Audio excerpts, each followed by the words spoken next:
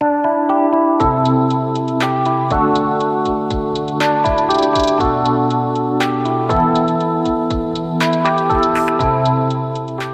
Student, आप सबका स्वागत है आपके अपने यूट्यूब चैनल पर। हम कक्षा 10 के अंदर माध्यमिक शिक्षा बोर्ड के अंदर आने वाले साइंस के पेपर के ऊपर चर्चा कर रहे थे। हमने इससे पीछे वाले वीडियो के अंदर सेशन ए है वो हल कर लिया था। आज अपन इसके अंदर सेशन बी और सी खंड के ऊपर है वो चर्चा करने वाले हैं। सेशन बी के अंदर हमारे पास में जो लघुत्तरात्मक प्रश्न आने वाले हैं, जिनकी प्रश्न संख्या है वो 4 से 16 तक रहने वाले हैं और इन प्रश्नों के उत्तर अपन को लगभग 50 शब्दों के अंदर देना है। अब इसके अंदर क्वेश्चन नंबर जो 4 है उसके अंदर अपन को 2 प्रश्न दे रखे हैं। पहला प्रश्न दे रखा है कि अम्लीय ऑक्साइडों के नाम लिखिए जिनके द्वारा अम्लीय वर्षा होती है। तो अम्लीय ऑक्साइड कौन कौन से होते हैं उनके अपन को नाम बताने हैं। तो अम्लीय ऑक्साइड के अंदर एक तो आता है कार्बन, एक आता है नाइट्रोजन और एक आता है सल्फ़र। इनके जो ऑक्साइड होते हैं, ये ऑक्साइड है वो अम्लीय वर्षा के अंदर उत्तरदायी होते हैं। इसके बाद में है वो आगे वाला जो प्रश्न है वो अपन को दे रखा है कि एक पारितंत्र है, उस पारितंत्र के अंदर ऊर्जा के प्रवाह है, ऊर्जा का जो प्रवाह है उसका आरेख है वो कैसा होता है। तो ये आप लोगों के अध्याय संख्या है वो 15 के अंदर है वो दे रखा है, जिसके अंदर पेज नंबर 291 पर एक चार्ट दे रखा है। वो चार्ट इसके अंदर आप लोगों को बनाना है, जिसके अंदर एक पारितंत्र में ऊर्जा के प्रवाह का आरेख चित्र दिया हुआ है, पेज नंबर 291।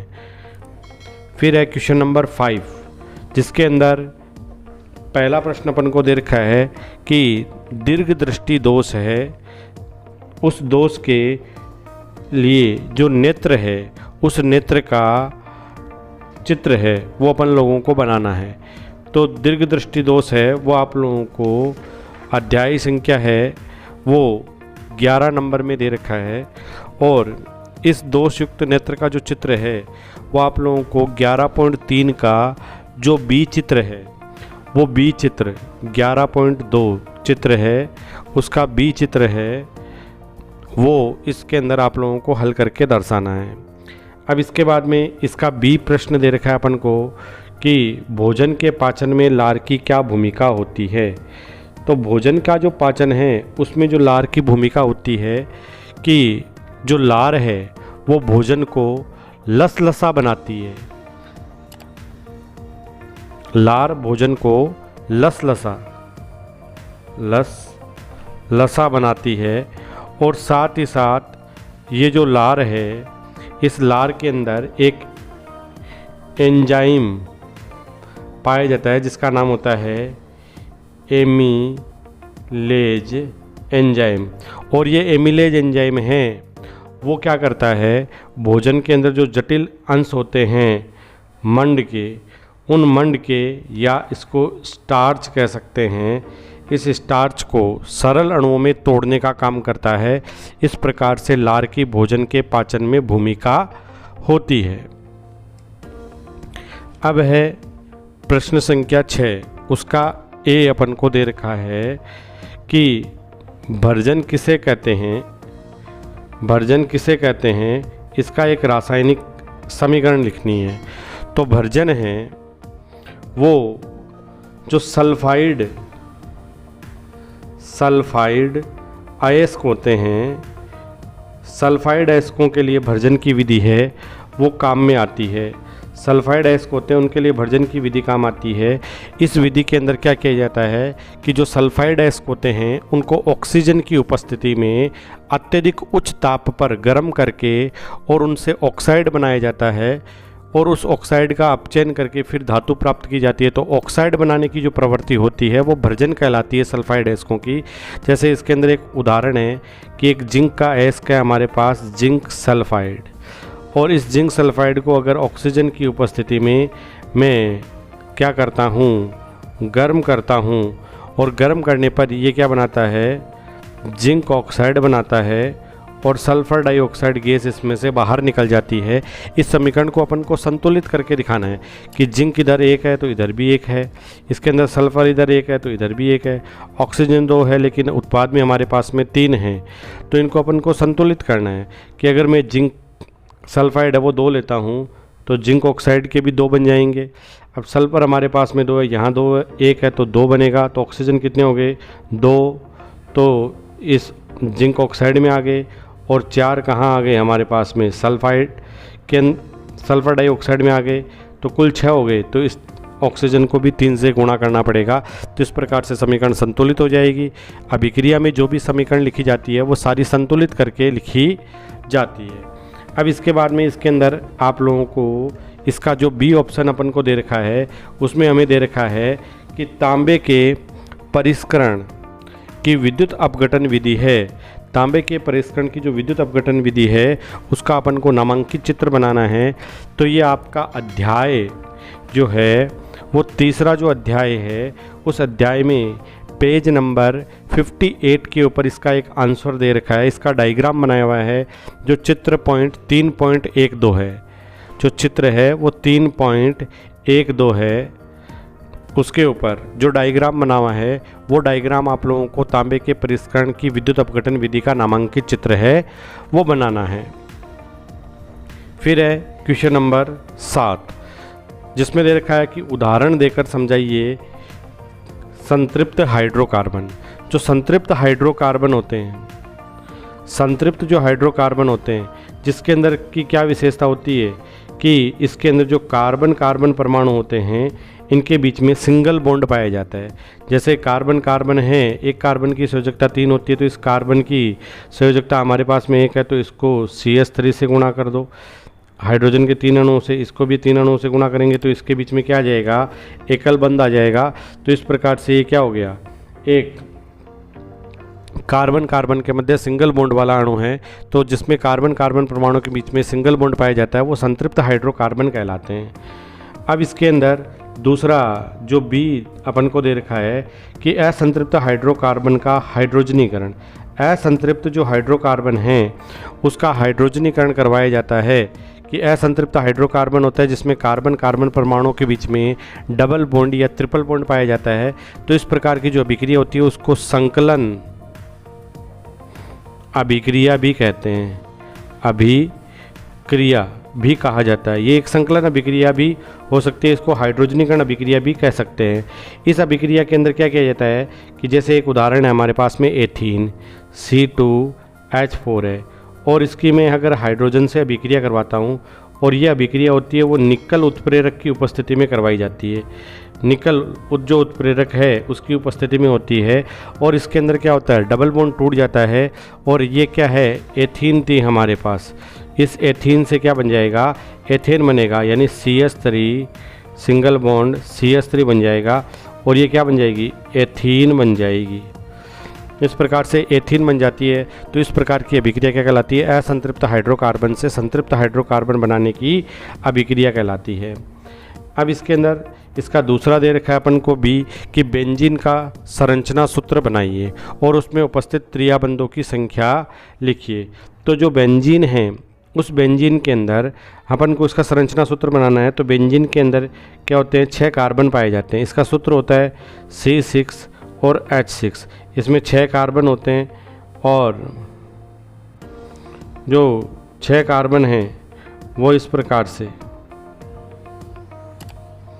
6 कार्बन है वो इसके अंदर पाए जाते हैं, जिसमें प्रत्येक एक को छोड़ करके एक कार्बन के बीच में क्या पाया जाता है, डबल बॉन्ड पाया जाता है और सब कार्बन पर एक एक हाइड्रोजन है वो इसके अंदर जुड़ी हुई रहती है, एक एक हाइड्रोजन जुड़ी हुई रहती है। तो इस प्रकार से एक बेंजीन की संरचना सूत्र बन जाएगा। और इसके अंदर है अपन को पूछा है कि इसमें उपस्थित त्रियाबंधों की संख्या, तो इसमें द्वियाबंध ही पाए जाते हैं, इसमें त्रियाबंध है।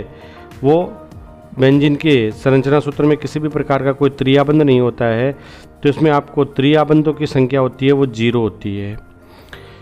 फिर प्रश्न संख्या है वो 8 है। इसमें आपको दे रखा है कि निम्न श्रेणी में एल्किन और एल्काइन की पहचान है वो अपन को करनी है।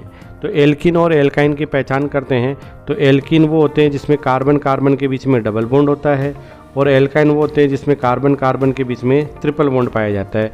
तो अपन जानते हैं कि एल्किन जो श्रेणी है, उस एल्किन श्रेणी का हमारे पास में जो सामान्य फॉर्मूला होता है वो होता है CnH2n, और एल्काइन होता है उसका CnH2n-2 होता है। तो अगर इसमें n जो कार्बन परमाणु हैं, उन कार्बन परमाणु से अगर उसकी संख्या, हाइड्रोजन परमाणु की संख्या डबल है, तो वो कौन सी होगी हमारे पास में? एल्किन श्रेणी के सदस्य होंगे। और जिसमें डबल परमाणुओं से 2 परमाणु हाइड्रोजन के कम होंगे वो एल्काइन के होंगे। तो यहाँ पर देखो, पहला है जिसमें C2H6 दे रखा है, तो इसमें से तो डबल परमाणु से भी 2 कार्बन परमाणु की संख्या अधिक है, तो ये तो एल्केन श्रेणी का सदस्य है, तो ये तो न तो एल्किन है वो न एल्काइन है। दूसरा देखो जिसमें C3H4 दे रखा है, तो जिसमें डबल परमाणु की संख्या होती है वो 6 होती है, लेकिन उससे 2 कम है, तो ये दूसरा जो है वो कौन सी श्रेणी का होगा? ये एल्काइन श्रेणी का होगा। इसी प्रकार से तीसरा अपन को दे रखा है जिसके अंदर दे रखा है C3H6, जिसमें कार्बन परमाणु की जो संख्या दे रखी है वो अपन को क्या दे रखी है? हाइड्रोजन की संख्या कार्बन परमाणु से डबल है, तो ये एल्किन श्रेणी का सदस्य होगा। और जो चौथा दे रखा है C3H8, जिसमें कार्बन से हाइड्रोजन परमाणु की संख्या है वो डबल से 2 अधिक है, इसलिए ये भी एल्केन श्रेणी का होगा। तो इसके अंदर जो B है और जो C है, दूसरा और तीसरा ऑप्शन है, जो दूसरा और तीसरा ऑप्शन है जिसमें आपको C3H4 दे रखा है ये एल्काइन का होगा, और C3H6 दे रखा है वो एल्किन श्रेणी का सदस्य होगा। अब इसका बी दे रखा है अपन को कि एथेनोइक अम्ल की एस्टरीकरण अभिक्रिया का समीकरण लिखिए। तो एथेनोइक अम्ल की एस्टरीकरण की जो समीकरण होती है, इसके अंदर आपको आता है एक एसिटिक अम्ल आता है CH3COOH प्लस इसके अंदर एक आता है एथिल एल्कोहल C2H5OH, और ये अभिक्रिया है, इस अभिक्रिया के अंदर क्या होगा? CH3COOC2H5 plus H2O। तो इस प्रकार से इसके अंदर क्या बन जाएगा? एक एस्टर बन जाएगा, और इसी अभिक्रिया को एस्टरीकरण अभिक्रिया कहते हैं। इसका उत्पाद का नाम, तो इसके अंदर जो उत्पाद बनता है वो एथिल एसीटेट बनता है। और इसका क्या उपयोग किया जाता है कि इसका जो उपयोग है वो मुख्य रूप से जो विभिन्न प्रकार की मिठाइयाँ होती है उसमें एक विशिष्ट प्रकार की गंध उत्पन्न करने के लिए इसका उपयोग है। वो मिठाइयों में गंध, या इसे अपन विभिन्न प्रकार के जो स्प्रे होते हैं उन स्प्रे को बनाने के अंदर इसका उपयोग है वो किया जाता है। फिर इसके आगे वाला है प्रश्न, वो प्रश्न क्रमांक है 9। इसमें पहला दे रखा है अपन को समस्थानिक किसे कहते हैं? क्लोरीन के 2 समस्थानिकों के नाम बताइए। तो समस्थानिक वे होते हैं जिनमें परमाणु जो क्रमांक है वो तो क्या होते हैं? समान होते हैं, लेकिन द्रव्यमान संख्या होती है वो अलग अलग होती है। क्लोरीन है, उस क्लोरीन के 2 प्रकार के समस्थानिक है, एक होता है क्लोरीन 35 और एक होता है क्लोरीन 37। दोनों में क्लोरीन का परमाणु क्रमांक 17 होता है और इनका द्रव्यमान 35 है, और दूसरा है जिसमें क्लोरीन 17 जिसका परमाणु क्रमांक है वो 17 लेकिन द्रव्यमान है वो 37 होता है। तो ये 2 इसके समस्थानिक है वो पाए जाते हैं। मेंडलीफ की आवर्त सारणी में, मेंडलीफ की जो आवर्त सारणी में किस किस तत्व के लिए रिक्त स्थान है वो छोड़ा गया है, उनके नाम लिखिए। जो मेंडलीफ की आवर्त सारणी थी, मेंडलीफ ने जब अपनी आवर्त सारणी दी थी उस समय प्रकृति के अंदर लगभग 63 तत्व विद्यमान थे, और उन्होंने जब अपनी आवर्त सारणी दी तो उस आवर्त सारणी के अंदर उन्होंने कुछ खाली स्थान हैं वो छोड़ दिए थे, और उन खाली स्थानों के अंदर उन्होंने 3 प्रकार के रिक्त स्थान छोड़े थे, जिसके अंदर उन्होंने एक संस्कृत का उस समूह में पहले आने वाला जो तत्व है उसके साथ में एक एका उपसर्ग लगा करके उनके नाम लिखे थे, जैसे एका बोरोन, एका एल्यूमिनियम और एका सिलिकॉन, जिनको बाद में जब खोजा गया तो जो एका बोरोन था उसका नाम था स्कैंडियम, एका एल्यूमिनियम था जिसका नाम था गैलियम, और एका सिलिकॉन था जो बाद में जर्मेनियम के नाम से खोजा गया।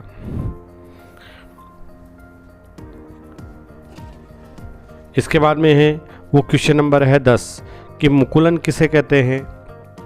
हाइड्रा में मुकुलन को सचित्र समझाइए। तो मुकुलन क्या होता है? मुकुलन होता है कि किसी भी प्रकार की कोई भी कोशिका होती है, उस कोशिका में अगर किसी भी प्रकार की कोई अतिवृद्धि हो जाती है तो उस अतिवृद्धि के कारण वहाँ पर क्या हो जाती है, एक गांठ या ट्यूमर बन जाती है। गांठ या ट्यूमर बनने के कारण वो भाग है वो अपनी जनक कोशिका के ऊपर धीरे धीरे वृद्धि करता है और एक अनुकूल परिस्थिति आने पर जब उससे अलग होकर के एक नए जीव के रूप में विकसित हो जाता है तो इस प्रकार की जो प्रक्रिया होती है वो मुकुलन कहलाती है। और ये प्रक्रिया हाइड्रा में इसका उदाहरण है। वो आपकी बुक के अंदर जो चैप्टर नंबर 8 है उसमें पेज नंबर 144 पर इसका डायग्राम दिया हुआ है, वहाँ से आप इसके डायग्राम को देख सकते हैं। फिर इसके अंदर जो बी दे रखा है 10वें का कि प्लाज्मोडियम में किस प्रकार का खंडन पाया जाता है। तो प्लाज्मोडियम है, उस प्लाज्मोडियम के अंदर बहुखंडन के द्वारा अलैंगिक जनन की विधि होती है। प्लाज्मोडियम है, इसके अंदर बहुखंडन की प्रक्रिया है, उसके द्वारा है वो अलैंगिक जनन है वो पाया जाता है। इसके बाद में है वो क्वेश्चन नंबर है वो 11। क्वेश्चन नंबर 11 में दे रखा है कि मानव के नर जनन तंत्र का नामांकित चित्र है, वो आप लोगों को बनाना है। तो मानव के नर जनन तंत्र का नामांकित चित्र है वो आप लोगों का पाठ संख्या जो 8 है, उस पाठ संख्या 8 के अंदर पेज नंबर आपकी बुक के अंदर 151 है वो दे रखा है, जहाँ पर चित्र क्रमांक 8.10 इसका चित्र है। वहाँ से देख करके आप इसका डायग्राम है वो बना सकते हैं। 8.10 है, वहाँ से इसका चित्र है वो आप लोग बना सकते हैं। अब इसके बाद में इसके अंदर जो आगे वाला प्रश्न दे रखा है वो अपन को दे रखा है कि यौन संक्रमित रोगों के एक जीवाणु जनित और एक वायरस जनित जो रोग है, एक जीवाणु जनित और एक वायरस जनित रोग है, उनको नाम अपन को बताने हैं। तो जो जीवाणु जनित रोग है उसका नाम तो होता है गोनोरिया, गोनेरिया, और एक और होता है जिसका नाम होता है सिफिलिस। ये ऐसे रोग होते हैं जो जीवाणुओं के द्वारा होते हैं।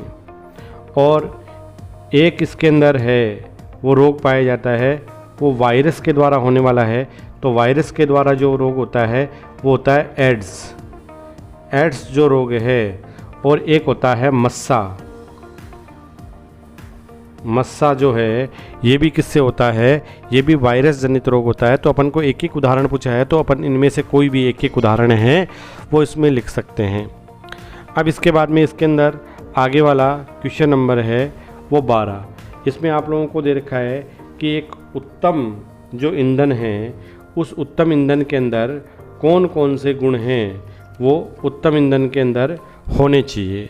तो उत्तम ईंधन है उसके अंदर कुछ विशिष्ट प्रकार के गुण हैं वो होने चाहिए, जैसे प्रति एकांक आयतन तथा प्रति एकांक द्रव्यमान अधिक कार्य करने वाला होना चाहिए, और ये सस्ता होना चाहिए, इसका भंडारण और परिवहन है वो आसान होना चाहिए, और ये सरलता से और सुलभ है वो तरीके से सभी प्रकार के व्यक्तियों को आसानी से उपलब्ध होना चाहिए। तो ये ऐसे गुण हैं वो गुण इसके अंदर हो सकते हैं। तो ये इसका आंसर आप लोगों को अध्याय संख्या 14 है उसके अंदर पेज नंबर 273 है, उसके ऊपर इसका आंसर है वो आप लोगों को मिल जाएगा। फिर है वो नाभिकीय ऊर्जा प्रदान करने वाले 2 तत्वों के नाम बताइए। तो नाभिकीय ऊर्जा प्रदान करने वाले जो 2 तत्व है उसके अंदर एक हो सकता है यूरेनियम और एक हो सकता है थोरियम। प्लूटोनियम भी होता है। तो आप लोगों को कोई भी 2 उदाहरण हैं, यूरियम, थोरियम और प्लूटोनियम में से कोई भी 2 उदाहरण हैं वो आप इसके अंदर लिख सकते हैं। इसके बाद में इसके अंदर आगे वाला है कि विशिष्ट प्रतिरोध को या प्रतिरोधकता को परिभाषित कीजिए और इसका मात्रक बताइए। तो जो विशिष्ट प्रतिरोध या प्रतिरोधकता है वो किसको कहेंगे कि अगर कोई भी चालक तार है उसकी लंबाई 1 मीटर हो और उसका जो अनुप्रस्थ काट का क्षेत्रफल है वो 1 मीटर स्क्वायर हो तो उस चालक तार का जो प्रतिरोध होगा वही उसका क्या कहलाएगा, विशिष्ट प्रतिरोध या प्रतिरोधकता कहलाता है। और इस विशिष्ट प्रतिरोध या प्रतिरोधकता का जो मात्रक है वो मात्रक, इसका मात्रक होता है ओम गुणा मीटर, इसका मात्रक होता है। इसको ओम इस प्रकार से भी दर्शाया जा सकता है, ओम मीटर के द्वारा भी लिख करके दर्शाया जा सकता है। फिर क्वेश्चन नंबर है वो इस 13वें का बी दे रखा है कि किसी विद्युत परिपथ में 12 ओम के 2 प्रतिरोधक 6 वोल्ट की बैटरी के सिरों से पार्श्व क्रम में संयोजित है, तो बैटरी से ली गई धारा की गणना कीजिए। तो कितने कितने ओम के, इसको पार्श्व क्रम में हैं तो इस प्रकार का एक संयोजन इसके अंदर बनेगा, और ये भी 12 ओम है, ये भी 12 ओम है। अगर इनका अपन को तुल्य प्रतिरोध निकालना है तो तुल्य प्रतिरोध अगर अपन इनका निकालेंगे तो उसके अंदर 1/R1 प्लस 1/R2 होगा, और फिर इसके अंदर जो 1/R1 का मान भी हमारे पास में 12 है, 1/R2 का मान भी 12 है, तो इनका एलसीएम लेंगे तो 12, तो 1 + 1 तो हमारे पास आ जाएगा 2/12, तो ये करते हैं तो 1/6, तो हमारे पास में जो इसका तुल्य प्रतिरोध है वो 1/R का मान 1/6 आ गया, तो R बराबर 6 ओम हो जाएगा। और अपन को इसके अंदर जो बैटरी जुड़ी हुई है वो किसकी जुड़ी हुई है, बैटरी है वो 6 वोल्ट की बैटरी इसके अंदर जुड़ी हुई है, तो अपन को उसमें धारा का मान निकालना है। तो I बराबर क्या होता है, V/R होता है, I बराबर V/R होता है, तो 6/6 करेंगे तो इसके अंदर हमारे पास में क्या आ जाएगा, 1 एम्पियर की धारा है वो इसके अंदर आ जाएगी। अब इसके बाद में इसके अंदर जो क्वेश्चन नंबर आगे वाला अपन को दे रखा है कि निम्न को है वो सुमेलित कीजिए। तो निम्न को सुमेलित करना है तो अपन को विद्युत धारा है उसका जो सुमेलन है वो पहला है वो C से सुमेलित करता है कि I बराबर Q/T होगा। विभवांतर है वो D से सुमेलित करता है कि V बराबर W/Q होता है। ओम का नियम है वो B से सुमेलित करता है कि V बराबर RI होगा, और प्रतिरोधकता है वो A से सुमेलित करता है कि ρ बराबर RA/L होगा। तो इस प्रकार से इनको अपन क्या कर सकते हैं, सुमेलित कर सकते हैं। यानी धारा है उसके लिए C ऑप्शन होगा, विभवांतर है उसके लिए D ऑप्शन होगा, और जो ओम का नियम है वो किससे, B से मिलेगा, और प्रतिरोधकता है वो A से मिलेगी। तो इस प्रकार से इनको मिला करके अपन इनको सुमेलित कर सकते हैं। फिर अपन इसका जो B दे रखा है कि दिए गए पदार्थ के किसी L लंबाई तथा A मोटाई के तार का प्रतिरोध 4 ओम है, तो अपन को इसके अंदर उसकी लंबाई और मोटाई अपन को L और A दे रखी है, और उसका प्रतिरोध अपन को दे रखा है 4 ओम। तो इसके लिए एक फॉर्मूला होता है कि R बराबर ρL/A। तो इसमें R का मान हमारे पास में 4 है, तो ये मान किसके बराबर आ जाएगा, ρL/A, ये समीकरण 1 हो जाएगी। अब अपन को इसकी दूसरी कंडीशन अपन को दे रखी है जिसके अंदर अपन को दे रखा है कि एक अन्य इसी प्रकार के पदार्थ का एक अन्य तार है जिसका प्रतिरोध अपन को निकालना है, जिसके अंदर उसकी जो लंबाई है वो डबल कर दी है, वो मोटाई है उसको आधा कर दिया गया है। तो जो फॉर्मूला होता है वो R बराबर ρL/A ही होता है। तो अगर लंबाई को मैंने दुगुना कर दिया है और मोटाई को आधा कर दिया तो A 2 ऊपर चला जाएगा, तो हमारे पास में इसका मान क्या आ जाएगा, 4 ρL/A, और ρL/A हमारे पास समीकरण 1 से क्या है, 4 है, तो 4 × 4 तो हमारे पास में क्या आ जाएगा, 16 ओम आ जाएगा, जो किसका, अन्य तार का प्रतिरोध है वो हमें प्राप्त हो जाएगा। इसके बाद में अपन को क्वेश्चन नंबर है वो 15 दे रखा है। वो क्या दे रखा है कि चुंबकीय क्षेत्र किसे कहते हैं, चुंबकीय क्षेत्र है वो किसे कहते हैं, और किसी छड़ चुंबक के चारों ओर चुंबकीय क्षेत्र रेखाओं का डायग्राम है वो अपन को बनाना है। तो इसका आंसर है वो आप लोगों को अध्याय संख्या 15 के अंदर मिल जाएगा, जिसके अंदर चुंबकीय क्षेत्र है वो किसे कहते हैं। तो किसी चुंबक के चारों ओर का वह क्षेत्र जिसमें उसके बल का सहसूचन यानी अनुभव किया जाता है उसे चुंबकीय क्षेत्र कहते हैं। और इसका जो डायग्राम है वो आप लोगों को पेज नंबर जो 13 है अध्याय नंबर, उसके अंदर पेज नंबर 251 पर इसका डायग्राम है वो मिल जाएगा। और आंसर है वो आप लोगों को पेज नंबर 250 और 51 के ऊपर मिलेगा। इसके बाद में इसका जो बी ऑप्शन अपन को दे रखा है कि दो चुंबकीय बल रेखाएं एक दूसरे को प्रतिच्छेद क्यों नहीं करती। अगर दो चुंबकीय क्षेत्र रेखाएं हैं वो कभी भी एक दूसरे को, कोई भी चुंबक हो सकता है उसके चारों ओर इस प्रकार से चुंबकीय क्षेत्र रेखाएं हैं वो खींच करके दर्शाई जाती है, तो ये कभी भी एक दूसरे को प्रतिच्छेद नहीं करती। अगर ये प्रतिच्छेद करती तो प्रतिच्छेद बिंदु के ऊपर अगर किसी कंपास को दिखाए जाते हैं तो वो दो दिशाओं की ओर संकेत करता है, जो कि कभी भी संभव नहीं हो सकता। इसलिए दो चुंबकीय क्षेत्र रेखाएं कभी भी एक दूसरे को प्रतिच्छेद नहीं करती है। फिर है क्वेश्चन नंबर 16 कि फ्लेमिंग के दक्षिण हस्त का नियम लिखिए। कि फ्लेमिंग का जो दक्षिण हस्त का नियम है, कि जो राइट हैंड का नियम है, ये फ्लेमिंग का जो दक्षिण हस्त का नियम है ये विद्युत जनित्र के ऊपर, यानी जो विद्युत जनित्र के द्वारा धारा उत्पन्न की जाती है उस धारा की दिशा को ज्ञात करने के लिए इसका उपयोग किया जाता है। कि अपने दाहिने हाथ से कि जो तर्जनी है, मध्यमा है और अंगूठा है, उन तीनों को इस प्रकार से फैलाइए कि वो तीनों परस्पर एक दूसरे के लंबवत हो। तो तर्जनी है वो चुंबकीय क्षेत्र की दिशा को बताएगी, अंगूठा है वो चालक की गति की दिशा को संकेत करेगा, तो मध्यमा उस चालक के अंदर प्रेरित विद्युत धारा की दिशा बताएगी।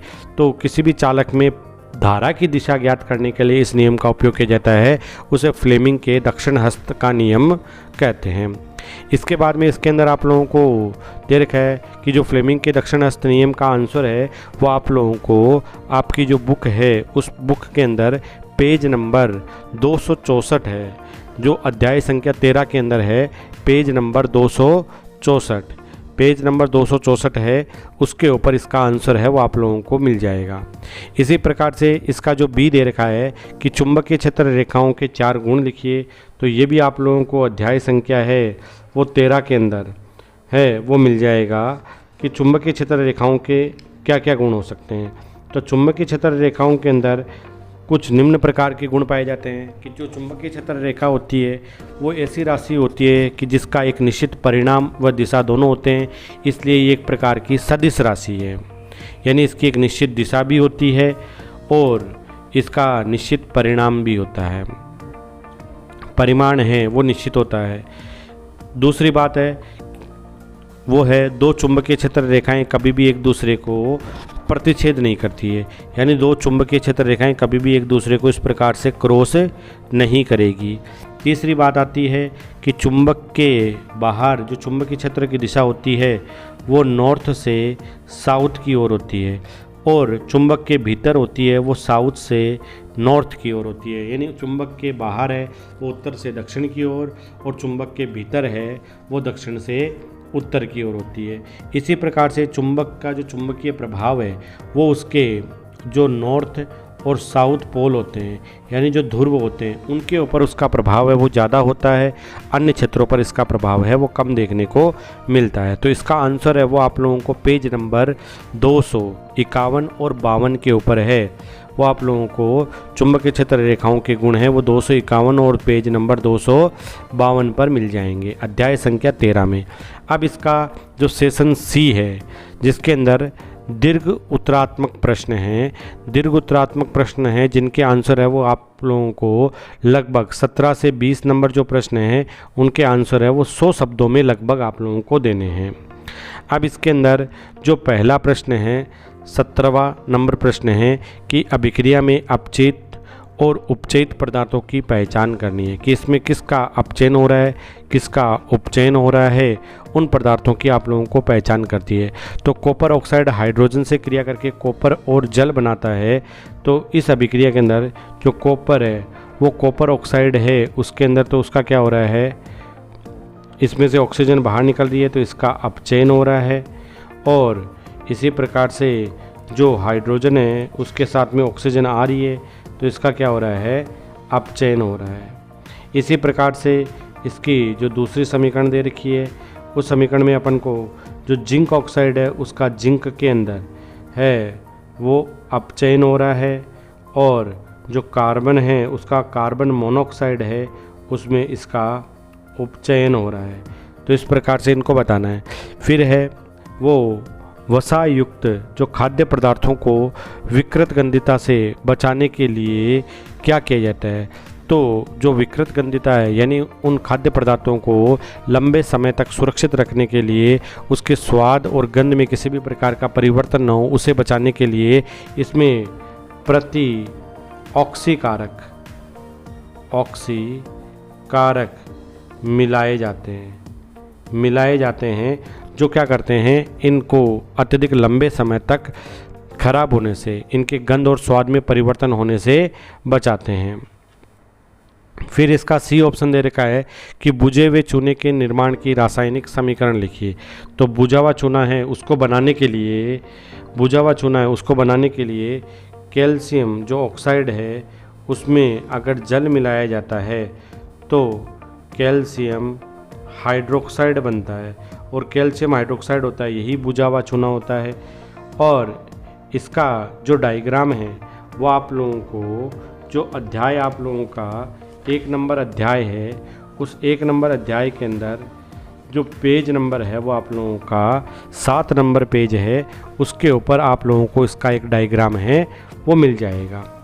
फिर है क्वेश्चन नंबर है 18 के अंदर आप लोगों को दे रखा है कि न्यूरॉन या तंत्रिका कोशिका का नामांकित चित्र बनाना है। तो इसका नामांकित चित्र है वो आप लोगों को आपकी बुक का जो अध्याय नंबर 7 है, उस अध्याय नंबर 7 के अंदर पेज नंबर 127 है, उसके ऊपर जो ए डायग्राम दे रखा है 7.1 का ए डायग्राम, वो इसके अंदर आप लोगों को बनाना है।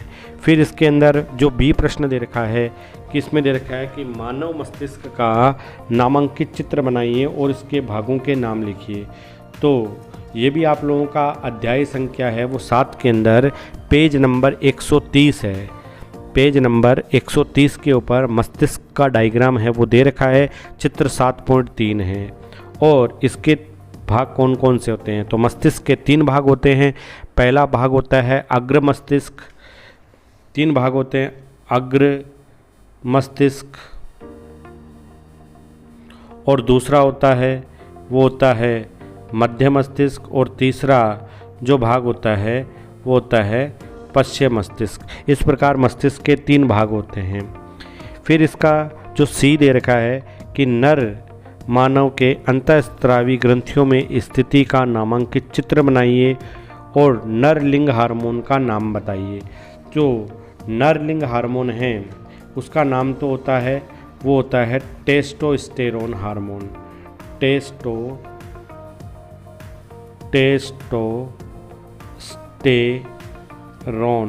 हार्मोन होता है। और इसका जो डायग्राम है वो आप लोगों के अध्याय संख्या 7 है, उसमें पेज नंबर 137 डायग्राम नंबर जो है 7.7, उसमें जो ए डायग्राम दे रखा है वो नर अंतःस्रावी ग्रंथियों का डायग्राम है, वो डायग्राम इसके अंदर बनाना है। फिर है क्वेश्चन नंबर 19 कि चमगादड़ व पक्षी के पंखों को समजात अंग कहा जा सकता है या नहीं। तो चमगादड़ और पक्षी के जो पंख होते हैं उनको कभी भी समजात अंग है वो नहीं कहा जा सकता, लेकिन ये दोनों समवर्ती अंग होते हैं जो एक ही काम करते हैं, उड़ने में सहायक होते हैं। इनका जो डायग्राम है वो आप लोगों का जो बुक है उस बुक के अंदर जो अध्याय संख्या 9 है, पेज नंबर 168 है, 168 के ऊपर इसका डायग्राम है वो आप लोगों को दे रखा है। डायग्राम है वो 9.9 नंबर डायग्राम है, 9.9 है, जिसमें चमगादड़ और पक्षी का डायग्राम है वो आप लोगों को बनाना है।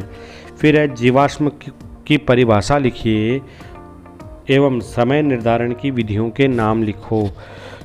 तो जीवाश्म है, कोई भी जीव है, उसकी अगर मृत्यु के बाद उसके शरीर का क्या होता है, अपघटन हो जाता है। परंतु कभी कभी जीव अथवा उसके शरीर का कुछ भाग ऐसे वातावरण में चला जाता है जहां उसका अपघटन है वो नहीं होता, उसके शरीर की कोई छाप है वो सुरक्षित रह जाती है। तो इस प्रकार की प्रक्रिया होती है, वो जीवाश्म कहलाती है। और जीवाश्म का निर्धारण करने के लिए 2 प्रकार की विधियां हैं वो काम आती है। जीवाश्म का निर्धारण करने के लिए 2 विधियां हैं वो काम आती है। पहली जो विधि है जिसका नाम होता है सापेक्ष विधि, और दूसरी जो विधि है उस विधि का नाम होता है फॉसिल डेटिंग विधि। इन 2 विधियों से क्या कर सकते हैं, अपन जीवाश्म की आयु का निर्धारण है वो किया जा सकता है। फिर है इसका सी कि मानव में लिंग निर्धारण की प्रक्रिया का आरेख चित्र बनाइए। तो ये भी आप लोगों का अध्याय संख्या है वो 9 में है। जो पेज नंबर आप लोगों की बुक के अंदर 160 नंबर पेज के ऊपर इसका डायग्राम है वो दिया हुआ है, वहाँ से आप इसके डायग्राम को देख करके बना सकते हैं। फिर प्रश्न संख्या है 20, जिसमें आप लोगों को दे रखा है कि टिंडल प्रभाव क्या है। तो टिंडल प्रभाव है, ये प्रकाश के प्रकीर्णन की एक प्रकार की घटना है। जब प्रकाश को किसी भी प्रकार के कोलाइडी विलयन में से गुजारा जाता है तो प्रकाश है उसका मार्ग हमें दृष्टिगोचर होता है। प्रकाश को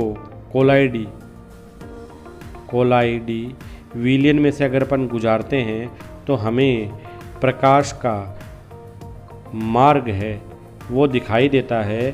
तो इस प्रकार की जो घटना होती है वही टिंडल प्रभाव है वो कहलाती है। फिर इसके अंदर आगे दे रखा है कि सूर्योदय व सूर्यास्त के समय वो सूर्य रक्ताभ क्यों प्रतीत होता है।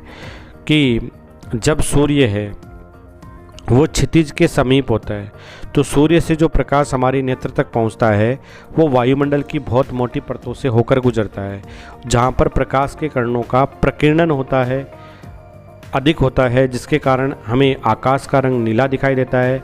लेकिन अधिक तरंग दैर्ध्य वाली जो प्रकाश की किरणें होती है वो कम प्रकीर्णित होती है, वो हमारे आँखों तक आती है। इसलिए हमें सूर्य है वो कृमिजी लाल रंग का या रक्ताभ प्रतीत होता है। लेकिन जब ठीक दोपहर में सूर्य हमारे ठीक सिर के ऊपर होता है तो हमें सूर्य श्वेत प्रतीत होता है, क्योंकि नीले और बैंगनी वर्ण का बहुत थोड़ा भाग प्रकीर्णित होता है। क्षितिज के समीप नीले और कम तरंगदैर्घ्य के प्रकाश के अधिकांश भाग कणों द्वारा प्रकीर्णित हो जाते हैं। इसलिए हमारे नेत्र तक जो सूर्य उदय और सूर्यास्त के समय जो प्रकाश हमारे नेत्र तक आता है वो अधिक तरंगदैर्घ्य वाला होता है, यानी लाल या नारंगी या पीले रंग का होता है, जिनको सम्मिलित रूप से कृमिजी लाल रंग कहते हैं। तो हमें सूर्योदय और सूर्यास्त के समय सूर्य रक्ताभ दिखाई देता है। इसका आंसर है वो आप लोगों के अध्याय संख्या 11 है, पेज नंबर 219 है, उसके ऊपर आप लोगों को इसका आंसर है वो बुक में मिल जाएगा। फिर है आगे कि आँख के 2 मुख्य दोषों के नाम बताइए, उनसे उत्पन्न होने के क्या कारण हैं। तो आँख के अंदर है वो 2 प्रकार के दोष है, जिसमें एक आता है निकट दृष्टि दोष जिसको मायोपिया भी कहते हैं, और दूसरा आता है दीर्घ दृष्टि दोष जिसको हाइपरमेट्रोपिया भी कहते हैं। निकट दृष्टि दोष है, इसके होने का जो कारण है वो पहला कारण तो इसका हो सकता है कि अभिनेत्र लेंस की वक्रता का अत्यधिक होना, या दूसरा कारण हो सकता है नेत्र गोलक का लंबा होना। ये निकट दृष्टि दोष के कारण हो सकते हैं। और दीर्घ दृष्टि दोष है उसके अंदर भी 2 कारण हो सकते हैं कि एक तो अभिनेत्र लेंस की फोकस दूरी का अत्यधिक होना, और दूसरा कारण हो सकता है नेत्र गोलक का छोटा हो जाना। ये दोनों ऐसे कारण हैं जिन कारण के कारण ये दोष है वो उत्पन्न होते हैं। तो इनका आंसर है वो आप लोगों को आपका जो अध्याय 11 है उस अध्याय 11 के अंदर अध्याय 11 है, उस अध्याय 11 के अंदर आप लोगों को इसका आंसर है अध्याय 11 में पेज नंबर जो है वो 210 नंबर पेज है। उस 210 नंबर पेज के ऊपर आप लोगों का इनका आंसर है वो मिल जाएगा। फिर क्वेश्चन नंबर है वो 21 है। जो 17, 18, 19 थे वो दीर्घात्मक प्रश्न थे। अब ये अति दीर्घात्मक प्रश्न हैं जो 4-4 नंबर के हैं। इनमें आप लोगों को अथवा प्रश्न भी मिलेगा। इसमें पहला प्रश्न आप लोगों को दे रखा है कि क्रिस्टलन का जल किसे कहते हैं, कि एक लवण है उसके इकाई आयतन में उपस्थित जल के निश्चित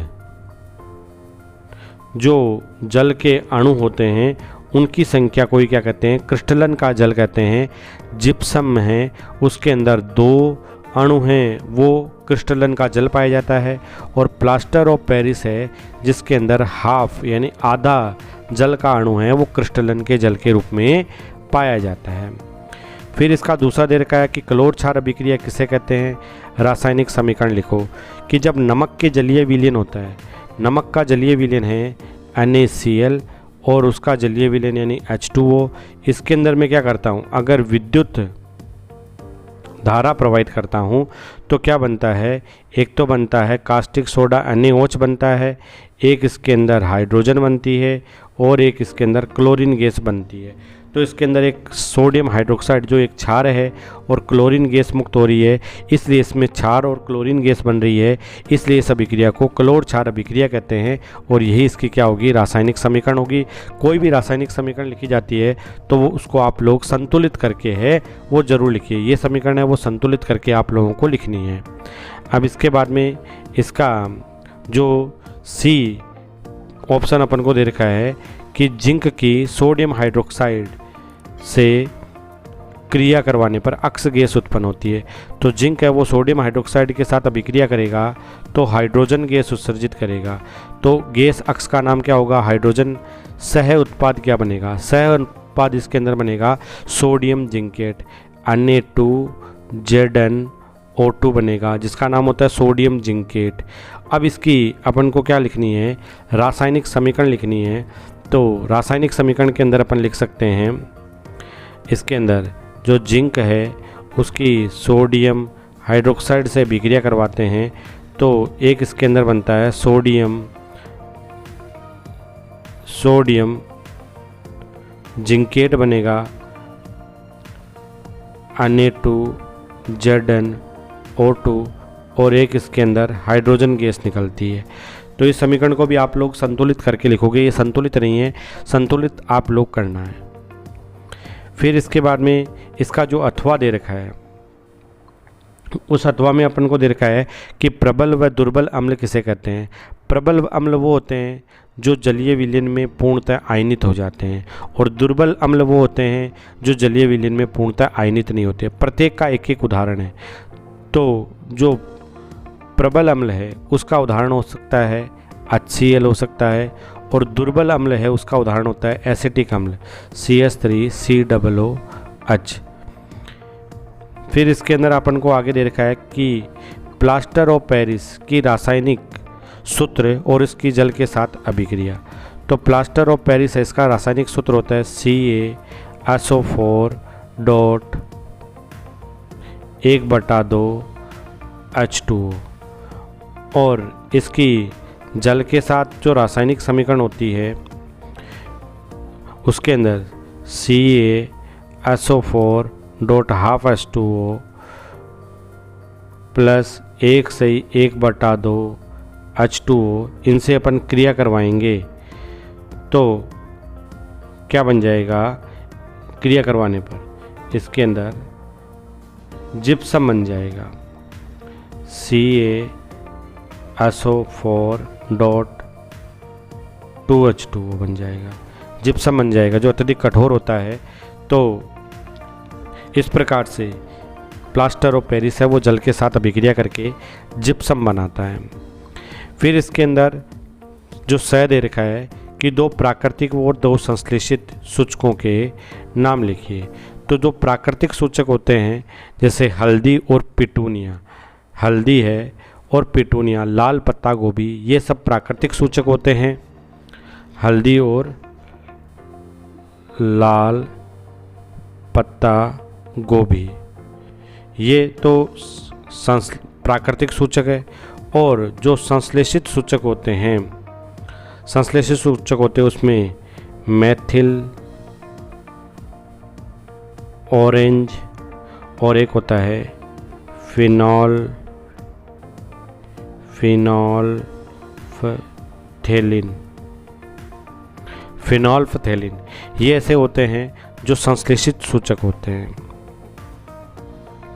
फिर इसके आगे वाला प्रश्न दे रखा है कि पीएच स्केल किसे कहते हैं। तो किसी भी विलयन के अंदर हाइड्रोजन आयन, कोई भी विलयन हो सकता है, उसमें हाइड्रोजन आयन की सांद्रता ज्ञात करने के लिए जिस स्केल को काम में लेते हैं उसी स्केल को पीएच स्केल कहते हैं। हाइड्रोजन आयन की सांद्रता का विलयन की प्रकृति पर क्या प्रभाव पड़ता है।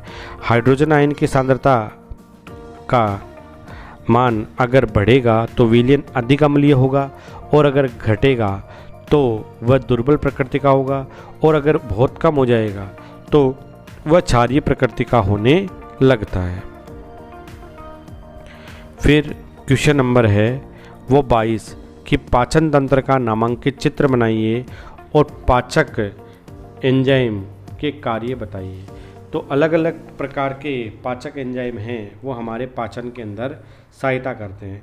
हमारे मुख के अंदर जो लार होती है उसमें भी एक पाचक एंजाइम पाया जाता है जिसका नाम होता है टाइलिन या एमिलेज, और हमारे आमाशय है उसमें भी कुछ पाचक एंजाइम पाए जाते हैं जैसे पेप्सिन, रेनिन, और छोटे आंत होते हैं उसके अंदर भी कई प्रकार के ट्रिप्सिन, काइमोट्रिप्सिन, और उसमें कार्बोहाइड्रेट का पाचन करने वाले लैक्टेज, सुक्रेज, माल्टेज और गलेक्टेज, ऐसे बहुत सारे एंजाइम हैं वो पाए जाते हैं।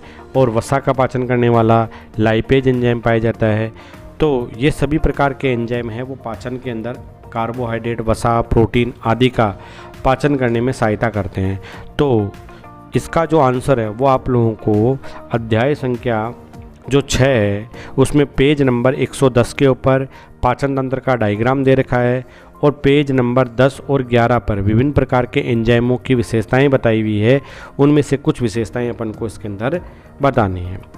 फिर इसका ब दे रखा है कि हमारे शरीर में वसा के पाचन की व्याख्या कीजिए, यह प्रक्रम कहाँ होता है। तो वसा के संपूर्ण पाचन की जो प्रक्रिया होती है वो हमारी छोटी आंत में होती है, और वसा के अणु जो होते हैं वो बड़ी बड़ी गोलिकाओं के रूप में होता है, और उसके ऊपर लाइपेज एंजाइम है वो कार्य करने में मुश्किल होता है। तो हमारे जब छोटी आंत में भोजन प्रविष्ट करता है तो हमारा पित्ताशय है उसके द्वारा पित्त लवण का स्त्रवण होता है जो वसा की बड़ी बड़ी गोलिकाओं को छोटी छोटी गोलिकाओं में खंडित कर देता है, जिस पर लाइपेज एंजाइम की क्रियाशीलता है वो बढ़ जाती है। और ये ठीक उसी प्रकार से कार्य करता है जैसे साबुन है वो मिसेल बनाता है, इमल्सीकरण की क्रिया करता है, पाइसीकरण की क्रिया करता है, ठीक उसी प्रकार से है वो लाइपेज इससे क्रिया करता है, और इमल्सीकृत वसा का पाचन करके लाइपेज है वो उसको क्या करता है, छोटे छोटे अणुओं के अंदर तोड़ देता है। अर्थात वसा के पाचन से वसीय अम्ल और ग्लिसरॉल बनता है। तो इसका जो आंसर है वो आप लोगों को आपका पाठ संख्या 6 है उसके अंदर जो पेज नंबर है वो पेज नंबर 111 है, उसके ऊपर इसका आंसर है वो आप लोगों को मिल जाएगा। फिर इसके आगे है वो अपन को दे रखा है कि मानव हृदय के अनुप्रस्थ काट का नामांकित जो डायग्राम है वो अपन को बनाना है। तो मानव हृदय का डायग्राम है वो अनुप्रस्थ काट का डायग्राम है, वो भी आपके पाठ संख्या 6 में पेज नंबर 117 के ऊपर इसका डायग्राम है वो दिया हुआ है। इसका डायग्राम है वो पेज नंबर 117 पर दिया हुआ है। आप लोगों को पाचन तंत्र और जो हृदय है उसके डायग्राम की शॉर्ट ट्रिक्स आप लोगों को सीखनी है, तो उसकी लिंक भी आप लोगों को डिस्क्रिप्शन बॉक्स है उसके अंदर दे दी जाएगी। उसकी लिंक है वो वहाँ से आप देख करके और पाचन तंत्र और हृदय के डायग्राम बनाने की शॉर्ट ट्रिक्स है वो भी आप लोग सीख सकते हो। इसके बाद में है वो आगे वाला प्रश्न है कि मनुष्य में ऑक्सीजन तथा कार्बन डाइऑक्साइड का परिवहन कैसे होता है, समझाइए। तो ये भी आपका पाठ संख्या जो 6 है उसके अंदर हमारे हृदय के अंदर दाएं और बाएं भाग में किस प्रकार से ऑक्सीजन और कार्बन डाइऑक्साइड का परिवहन होता है, इसका डायग्राम है वो पेज नंबर 118 है। उसके ऊपर एक डायग्राम दे रखा है जिसके अंदर हमारा जो बायां भाग है वो ऑक्सीजनित होता है, दायां भाग है वो वी ऑक्सीजनित यानी कार्बन डाइऑक्साइड युक्त होता है। ये दोहरे परिसंचन की प्रक्रिया होती है और इसका जो विवरण है वो आप लोगों को पेज नंबर 117 पर भी मिलेगा। पेज नंबर 117 है, उसके ऊपर भी इसका विवरण है वो आप लोगों को मिल जाएगा। फिर इसके बाद में इसका अथवा दे रखा है कि एक वृक्काणु की संरचना का नामांकित चित्र बनाइए। तो वृक्काणु की जो संरचना है वो आप लोगों के बुक के अंदर पेज नंबर 123 है, उसके ऊपर इसका डायग्राम है वो आप लोगों को दिया हुआ है। फिर मूत्र निर्माण की प्रक्रिया को समझाइए कि रुधिर से नाइट्रोजनी उत्सर्जी पदार्थों को कैसे बाहर निकाला जाता है, ये भी आपको पेज नंबर 123 पर इसका आंसर है वो मिल जाएगा। रक्तदाब क्या होता है कि रुधिर वाहिनियों के भीतर के विरुद्ध जो दाब लगता है उसको रुधिर दाब या रक्तदाब कहते हैं। धमनी और सीरा में कोई दो अंतर दीजिए। धमनी में हमेशा शुद्ध रुधिर, सीरा में हमेशा अशुद्ध रुधिर होता है। और धमनी है वो हृदय से रुधिर को लेकर के जाती है, सीरा है वो विभिन्न भागों से रुधिर को हृदय में लेकर के आती है। इस प्रकार से दो प्रकार के अंतर है वो आप लोगों को इसके अंदर दे करके बताने हैं। फिर रंध्र के खुलने और बंद होने की प्रक्रिया का नामांकित चित्र है, वो भी आप लोगों को पाठ संख्या 6 है, उसके अंदर जो पेज नंबर है वो आपकी बुक के अंदर इसका जो डायग्राम है वो आप लोगों को पेज नंबर 107 है, उस 7 के ऊपर आप लोगों को इसका डायग्राम है रंध्र के खुलने और बंद होने का 6.3 नंबर डायग्राम है, वहाँ पर इसका डायग्राम है वो मिल जाएगा 6.3। फिर अंतिम क्वेश्चन है 23 नंबर क्वेश्चन है कि गोलीय दर्पण को परिभाषित कीजिए कि ऐसा दर्पण जिसका परावर्तक पृष्ठ गोलीय होता है उसको गोलीय दर्पण कहते हैं। परावर्तन के नियम लिखिए। परावर्तन के 2 नियम होते हैं। एक नियम होता है कि अभिलंब है, आपतित किरण और अपवर्तित किरण तीनों एक ही तल में होते हैं। जैसे एक डायग्राम है, इसके अंदर एक अभिलंब हो गया, एक आपतित किरण हो गई, एक अपवर्तित किरण हो गई, ये तीनों क्या होंगे, एक ही तल में स्थित होते हैं। दूसरा इसके अंदर होता है कि अभिलंब और आपतित किरण के बीच में जो कोण बनता है उसको आपतन कोण कहते हैं, कोण आई होता है। और आपतित परावर्तित किरण और अभिलंब के बीच में जो कोण बनता है उसको आर कहते हैं। तो कोण आई है वो कोण आर के बराबर होता है, ये इसका दूसरा नियम होता है। फिर है अवतल और उत्तल दर्पण का एक एक उपयोग। जो अवतल दर्पण है उसका उपयोग है वो विभिन्न प्रकार के जो वाहन हैं उन वाहन में अग्रदीप में, अग्र जो दीप है हेडलाइट में इसका उपयोग होता है। और जो उत्तल दर्पण होता है इसका पश्य दृश्य दर्पण के रूप में जो गाड़ियों में पीछे का दृश्य देखने के लिए है वो इसका उपयोग है वो किया जाता है। फिर इसके अंदर स दे रखा है कि वायु के सापेक्ष कांच का अपवर्तनांक 3/2 है। तो वायु के सापेक्ष कांच का अपवर्तनांक अपन को क्या दे रखा है, अपवर्तनांक का मान अपवर्तनांक उसका मान 3/2 दे रखा है कांच का। और इसका फॉर्मूला होता है कि वायु में कांच की चाल होती है 3 × 10⁸ मीटर प्रति सेकंड और इसका वेग होता है वो v होता है। तो इसको अपन गुणा करेंगे तो ये 2 इधर भाग में है तो इधर आकर के गुणा होगा, ये गुणा में है तो ये भाग में आएगा, और v यहाँ भाग में है तो इधर आएगा तो गुणा में आ जाएगा। तो v बराबर क्या आ जाएगा, 3 से 3 कैंसिल हो जाएगा तो 2 × 10⁸ है मीटर प्रति सेकंड है वो क्या आ जाएगी, इसके अंदर प्रकाश का वेग आ जाएगा। इसी प्रकार से इसके अंदर जो दूसरा दे रखा है कि जल का जो अपवर्तनांक है वो 4/3 है। तो इसी को भी इसी प्रकार से हल करना है। 4/3 बराबर वायु में प्रकाश की चाल होती है 3 × 10⁸ v। तो इसको भी आप लोग इसी प्रकार से हल करके और इसका आंसर है वो कमेंट बॉक्स में ज़रूर लिख करके मेरे को सेंड कीजिए।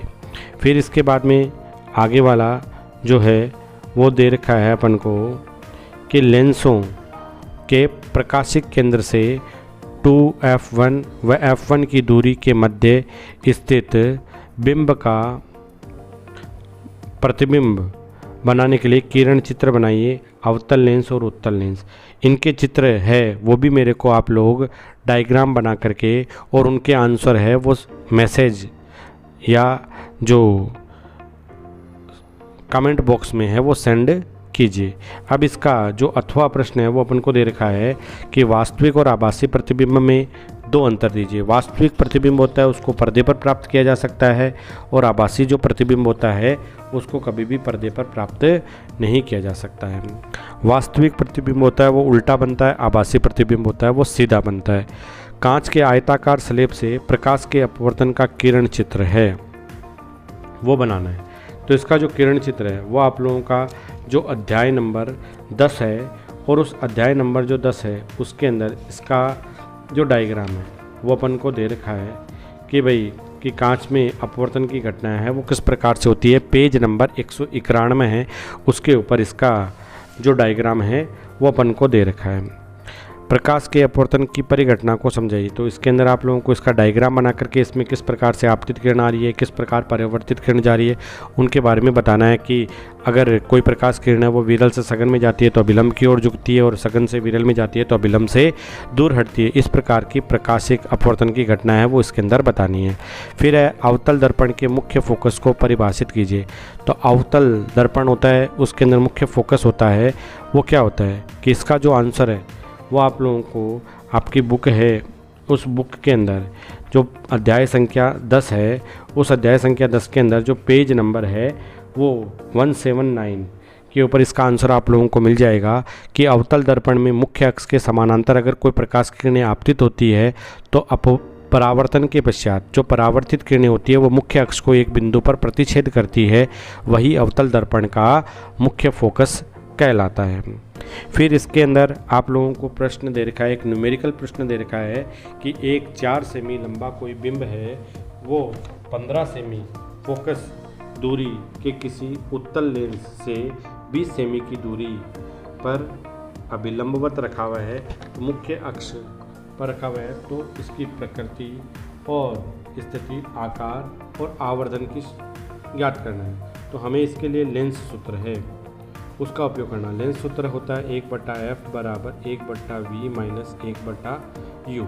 इस फॉर्मूले की सहायता से और इसके अंदर जो आवर्धन है वो m बराबर h/h बराबर v/u। इनकी सहायता से आप इसके अंदर इसकी प्रतिबिंब की स्थिति और आकार और इनके आवर्धन को ज्ञात कर सकते हैं। इनको आप हल करके और उस आंसर को कमेंट बॉक्स में सेंड कीजिए। इसके साथ साथ ये पेपर है, इस पेपर का सारा जो हल है वो आप लोगों का पूर्ण हो गया है। अब इसके अंदर किसी भी प्रकार की कोई भी समस्या हो तो आप कमेंट बॉक्स में लिख करके ज़रूर पूछिए। तब तक के लिए गुड बाय।